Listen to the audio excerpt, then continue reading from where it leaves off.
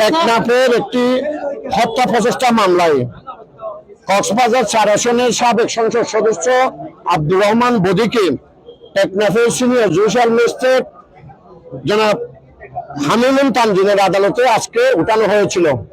সেখানে ওই মামলায় তাকে গ্রেপ্তার দেখিয়ে কক্সবাজার কারাগারে প্রেরণের জন্য সিডব্লিউ মূলে আদেশ প্রদান করেছেন, অর্থাৎ চার্জ ওয়ারেন্ট মূলে আদেশ প্রদান করেছেন।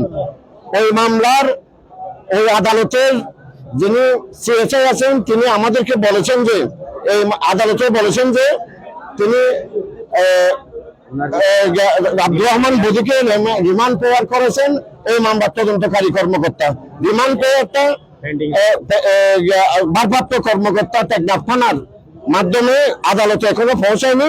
সেই কারণে ওই রিমান্ড পেয়ারটা শুনানি হওয়ার কোনো সুযোগ ছিল না। আদালত বলেছেন প্রাপ্তি সাপেক্ষে সেটা শুনানি হবে। সেই মর্মে বিজ্ঞ আদালত জনাব হামিমুন তানজিন জুডিশিয়াল ম্যাজিস্ট্রেট টেকনাফ এই আদেশটা প্রচার করেছেন এবং তাকে এখনই জেলহাজ কক্সবাজার কারাগারে সিডব্লিউ মূলে প্রেরণের নির্দেশ দিয়েছেন। না, আজকে রিমান্ড শুনানি আপাতত শুনানি হওয়ার সম্ভাবনা নেই বলে জানিয়েছেন, যেহেতু সিএসআই বলছেন যে ওটা অন দা ওয়ে, ওটা আসতেছে। আমি অ্যাডভোকেট আবু সিদ্দিক উসমানী এই মামলা শুনানি করার সময় ওখানে উপস্থিত ছিলাম।